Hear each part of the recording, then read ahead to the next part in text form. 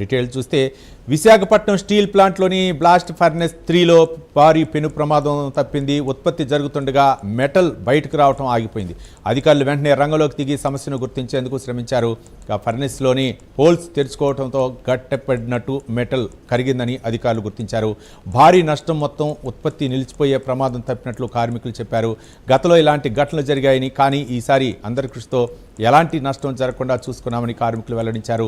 రాత్రి 9 గంటల నుంచి ఉత్పత్తి యథావిధిగా కొనసాగుతుంది.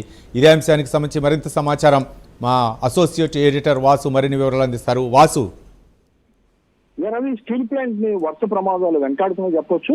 ఇప్పటికే స్టీల్ ప్లాంట్ లో జరిగిన ప్రమాదాలతో ఎంతో మంది చనిపోవడం, కానీ ఇటీవల జరిగిన ప్రమాదాల్లో 10 మంది చనిపోవడం, వరుసగా జరిగినాక కూడా 2-3 ప్రమాదాలు జరగడం కూడా జరిగింది. ఇది ఒక విధంగా చెప్పాలంటే చాలా అదృష్టం అని చెప్పాలి. పెద్ద ప్రమాదం తప్పింది.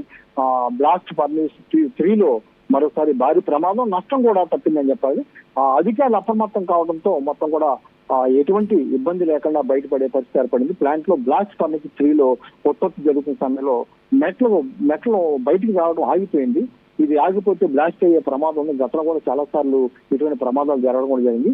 ఈ కారణాలు తెలిసిన అధికారులు అప్రమత్తమై గతంలో కూడా ఇదే పరిస్థితిని ఎదుర్కొన్నారు. వాళ్ళందరూ కూడా అప్రమత్తమై దాన్ని నివారించారు. బ్లాస్ట్ ఫర్నెస్ కున్న హోల్స్ తెరుచుకోకపోవడంతో మాకు ఇబ్బంది అయింది. ఇదంతా కూడా మొత్తం వీళ్ళందరూ అప్రమత్తం కావడంతో ఆ హోల్స్ తెరుచుకున్నట్టు చేశారు. మెట్లు గట్టిగా ఆగిపోయింది, దాన్ని గుర్తించారు. భారీ నష్టం ఏర్పడే పరిస్థితి, ఉత్పత్తి ప్రక్రియ నిలిచిపోయే ప్రాంతం కూడా ఏర్పడింది కార్మికులు చెప్తున్నారు. గతంలో కూడా ఇదే విధంగా జరిగిందని, ఈసారి అధికారులు అప్రమత్తం కావడం వల్ల పెద్ద ప్రమాదం తప్పిందని చెప్తున్నారు. ఇటీవల కాలంలో జరిగినటువంటి ప్రమాదాలు నెల రోజులు ఇప్పటికి ఇది 4-5వ ప్రమాదం. చిన్న చితక ప్రమాదాలు జరిగినప్పుడు కూడా మన జరిగిన ప్రమాదంతో దాదాపు 10 మంది మృతి చెందడం జరిగింది. ఇప్పటికీ అనేక మంది గాయపడి ఇంకా చికిత్స పొందే పరిస్థితి కనిపిస్తుంది. ఇదంతా కూడా క్వాలిటీ లేని, అంటే నాణ్యత లేని ముడి పదార్థాలు వాడటం వల్ల కార్మిక సంఘాలు అయితే ఆరోపిస్తున్నాయి. గతంలో కూడా ఆరోపించడం జరిగింది.